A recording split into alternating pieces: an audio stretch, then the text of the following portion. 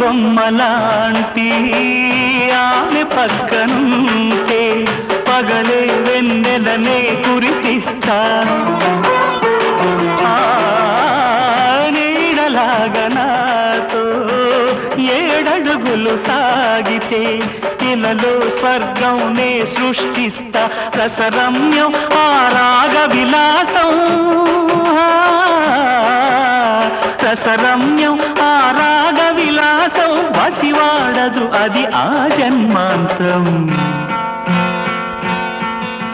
అందమైన నా ఊహల మేడకు ఆవిడమణి దీపం అంది అందని నాశలకు ఆమె ప్రతిరూపం ఆ తలపే నా ధ్యానం ఆ అభినవ దేవత నా ప్రాణం